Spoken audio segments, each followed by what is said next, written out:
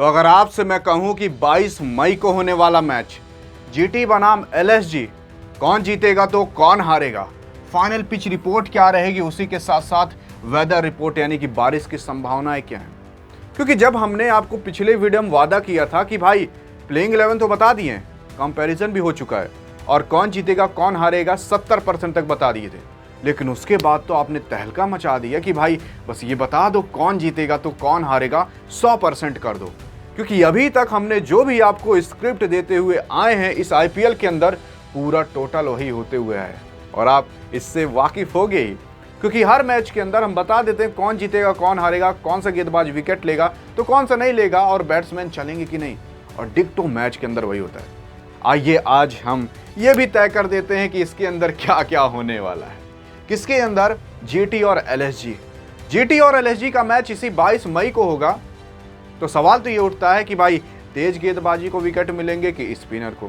सवाल तो ये उठता है कि भाई पहले बैटिंग करने पर फायदा है कि दूसरी बैटिंग करने पर। सवाल तो ये उठता है कि भाई टॉस जीतकर क्या फैसला लोगे, और सवाल तो ये उठता है कि भाई बैटर्स चलेंगे कि नहीं, स्कोर बनेगा कितना। सबसे पहली चीज मैं आपको बता देता हूं, यहां पर ये दोनों मैचेस जो होंगे ना, इसमें कोई भी उतना ज्यादा जोर नहीं लगाएगा, क्योंकि इसमें किसी भी टीम का उतना मकसद कुछ छुपा ही नहीं है। हाँ, बस एलएसजी ये सोचेगी कि भाई जो मैं सेमीफाइनल से बाहर हो गई हूँ, एलएसजी ये सोचेगी कि भाई जो मेरा इज्जत खो गई है उस इज्जत को मैं पा जाऊं, जिसकी वजह से यहाँ पर एलएसजी थोड़ा जोर लगा सकती है। बाकी आपकी ये जो जीटी है वैसे नॉर्मल खेलेगी बिंदास होकर। सेमीफाइनल के अंदर पहुंच ही चुकी है, अब केवल इसको सेमीफाइनल खेलना है। जब तक इसके मैचेस अभी बाकी हैं 2 मैच, तब तक खेल ले। तो यहाँ पर देखते हैं कौन जीतेगा कौन हारेगा, लेकिन उससे पहले आपको समझना पड़ेगा कि भाई पिच रिपोर्ट क्या कहती है। ये पूरा ब्यौरा मैंने लिख कर रख दिया है, घबराइएगा मत, पढ़ के बताता हूँ क्या होने वाला है। अहमदाबाद के नरेंद्र मोदी स्टेडियम में होने वाला है। अहमदाबाद जो कि गुजरात के अंदर स्थित है, यानी कि गुजरात अपने ही सरजमी पर इस मैच को खेलने वाली है। और गुजरात को गुजरात में हरा देना ये लखनऊ के नवाबों के लिए पॉसिबल तो नहीं है, लेकिन नामुमकिन भी नहीं है। आइए डिसाइड कर ही देते हैं कौन जीतेगा कौन हारेगा। लेकिन उससे पहले मैं बता देता हूं कि नरेंद्र मोदी स्टेडियम दुनिया का सबसे बड़ा क्रिकेट स्टेडियम है।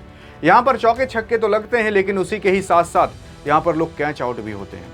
ये जो गेंद या ये जो पिच है ना, ये पिच आपको मैं बता दूं, इस पिच पर उछाल ज़्यादा है।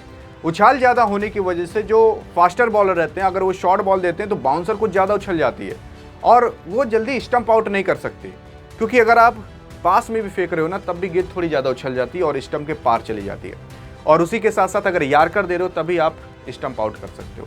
लेकिन अगर मैं पिच की बात करता हूं तो ये देखो, ये जो क्रिकेट स्टेडियम अगर इसकी हम बात करें तो यहाँ पर खूब चौके छक्के लगते हैं, प्लस यहाँ पर लोग कैच आउट भी होते हैं।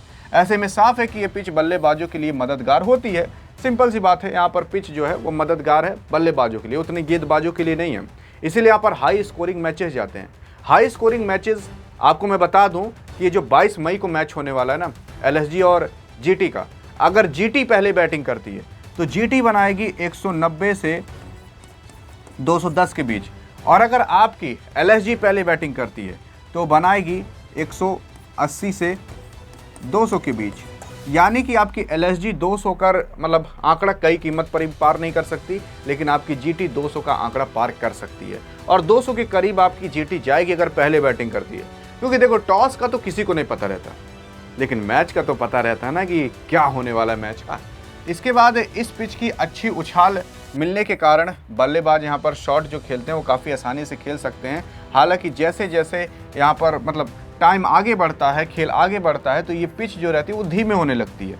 यानी कि मैचेस जैसे जैसे आगे बढ़ेंगे ना, पिच हल्की सी पुरानी होगी, वहाँ पर गेंद ज़्यादा टप्पा खाएगी, और टप्पा खाने की वजह से यहाँ की जो पिच है उसमें थोड़ा धीमापन आ जाता है। यानी कि अगर फास्ट भी फेंकेगा तो वो स्पीड नहीं मिल पाती। अब अगर आप सोच रहे हो कि भाई बॉल इस गति से आ रही है तो आप उसी तरीके से बल्ला चलाते हो, तो होगा क्या, आप तो बल्ला पहले चला दिए और बॉल घुस गई अंदर, जिसकी वजह से शुरुआत में यहाँ पर विकेट नहीं गिरते। हाँ, वो लक बाई चांस गिर गया और मान लो बैट्समैन की कोई गलती है तो गिर गया, लेकिन यहाँ पर शुरुआत में विकेट नहीं गिरते, बाद में विकेट गिरना चालू होते हैं जब पिच धीमी होना चालू होती है, जिससे तेज गेंदबाज को हावी होने का मौका मिल जाता है। इस मैदान पर खास तौर पर नई गेंद जो रहती है और जो तेज गेंदबाज रहते हैं उनको विकेट लेने की संभावना ज़्यादा रहती है। सिंपल सा मतलब ये है कि जैसे जैसे मैच बीतेगा, जैसे जैसे टाइम बीतेगा, गेंद यहाँ पर धीमी होने लगती है और जब नई गेंद आती है तो उससे जो आपके फास्टर बॉलर रहते हैं उनके विकेट लेने की संभावना बढ़ जाती है। स्पिनर की उतना नहीं बढ़ती, क्योंकि मैदान वैसा ही धीमे हो चुका है और उस पर स्पिनर और धीमी गेंद डालेंगे तो और वो धीमी हो ही जाती है। देखो, इस मैदान पर अक्सर देखा गया है कि हाई स्कोरिंग जो मुकाबला यहाँ पर देखने को मिलता है। ऐसे में साफ है कि भाई जो टीम के बल्लेबाज हैं उनके पास हवाई फायर करने का खूब मिलेगा। हवाई फायर मतलब वही चौके छक्के लगाने का मौका कुछ ज़्यादा ही मिलेगा। इसके बाद अगर देखा जाए तो अहमदाबाद में जो गुजरात टाइटंस और लखनऊ सुपर जायंट है, बारिश के कारण बाधा मतलब संभावना नहीं है, जिसकी वजह से बारिश यहाँ पर नहीं होगी। और अगर बात कर लें टेम्परेचर की तो लगभग 38 डिग्री सेल्सियस का टेम्परेचर की उम्मीद है, जिसकी वजह से यहाँ पर गर्मी अधिक रहेगी और ओस की संभावना शाम को रहेगी। और अगर ओस पड़ती है तो इससे भाई टॉस जीतने के बाद जो टीमें रहेंगी वो पहले गेंदबाजी करने का फैसला करेंगी। अब ऐसा मैं क्यों कह रहा हूँ? क्योंकि अगर आप टॉस जीतकर पहले बल्लेबाजी करते हो और उसके बाद गेंदबाजी करते हो तो जैसे जैसे टाइम बीतेगा ना वैसे वैसे रात होने लगती है और रात को ओस पड़ती है और यहाँ पर भयानक ओस पड़ने की संभावना है। और अगर ओस ज़्यादा पड़ जाती है, ड्यू यानी कि शीत ज़्यादा पड़ जाती है, तो मैदान हो जाता है गीला, घास पर आ जाता है पानी, और जैसी गेंद जाती है उस घास पर तो उस बॉल पर पानी लगना चालू हो जाता है।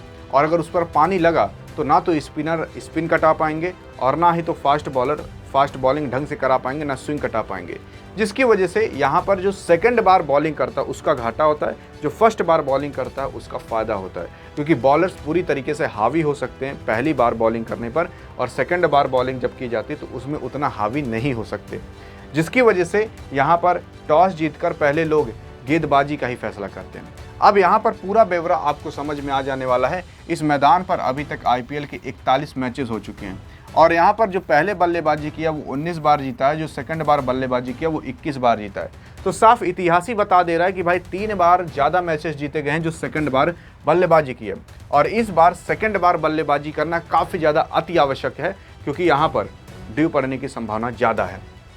इसके बाद जो पहली पारी खेलते हैं उनका औसत 177 है और जो दूसरी पारी खेलते हैं उनका औसत 162 है। इसके बाद देखा जाए जो तेज गेंदबाज के लिए विकेट है वो 299 हैं और स्पिनर ने 146 ही लिया है। तो इससे ये साफ हो जाता है कि भाई अगर देखा जाए तो लगभग 2 गुना का अंतर है, यानी कि अगर 4 विकेट गिरते हैं उसमें से जान जाओ 3 विकेट आपके फास्टर के लेंगे और 1 विकेट ही आपका स्पिनर लेगा। और अगर मैं बता दूं प्रतिशत के हिसाब से, तो प्रतिशत के हिसाब से देखोगे तो 67% आपके फास्टर गेंदबाज लेते हैं, तो 32% ही आपके स्पिनर गेंदबाज लेते हैं। तो अगर आपको दांव खेलना भी हो तो आप ज़्यादातर फास्टर पर खेल सकते हो, ना कि स्पिनर पर। अब फास्टर में कौन विकेट लेगा तो कितना विकेट लेगा ये भी जान जाओ। तो इसको जानने के लिए आपको चलना पड़ेगा यहाँ पर और ये आपको बता देगा। जैसे कि आप देखोगे मोहम्मद सिराज साहब हैं यहाँ पर, प्रसिद्ध कृष्णा है, कागिसो रबाडा है, ये चारों के चारों फास्टर बॉलर हैं। अब ये तीनों की तीनों फास्टर बॉलर हैं। इसमें से आपके मोहम्मद सिराज को ज़्यादा विकेट मिल सकते हैं और प्रसिद्ध कृष्णा को करीब करीब आपके मोहम्मद सिराज साहब 2 से 3 विकेट यहाँ पर लेंगे और प्रसिद्ध कृष्णा 1 से 2 विकेट यहाँ पर पक्का लेने वाले हैं। और यहाँ पर आपके स्पिनर के साई किशोर भी 1 विकेट मैक्सिमम ले सकते हैं। और इधर बात कर लें तो दिग्वेश राठी यहाँ पर इस मैच में खेलेंगे ही नहीं, क्योंकि इस प्लेइंग 11 में ये है ही नहीं, क्योंकि इन्होंने कुछ ज़्यादा ही पत्ता काट दिया है, जिसकी वजह से इस मैच के अंदर इनको लिया नहीं गया है। तो स्पिनर की अब बात ही छोड़ दो, कोई विकेट ले भी सकता है। और उसी के बाद इसमें जो भी फास्टर बॉलर है वही कुछ विकेट ले सकते हैं और बाकी इसके अंदर उतने ढंग के कोई फास्ट बॉलर है नहीं, जिसकी वजह से ये मैच पूरा का पूरा एक तरफा आपके जीटी के मतलब मुंह के अंदर जाने वाला है और पूरी तरीके से घोल कर एलएसजी को पी जाने वाली है, क्योंकि इसके अंदर ना तो ढंग की उतने फास्ट बॉलर हैं जितना इसमें ढंग के हैं, और बैटिंग की तो बात ही छोड़ दो गुजरात टाइटंस की। तो 100% आपकी ये मैच जीटी जीतेगी। अभी लिख कर रख लो और एंड में जाकर मैच कर लेना कौन जीता तो कौन हारा। लास्ट में आकर धन्यवाद करना, अभी मत करना। बाकी अगर प्लेइंग 11 जानना है तो बगल में क्लिक करके देख सकते हो। इसमें तो भाई प्लेइंग 11 के बारे में सारा कुछ बता दिया। मिलेंगे इस वीडियो में, तब तक के लिए जय हिंद और जय भारत।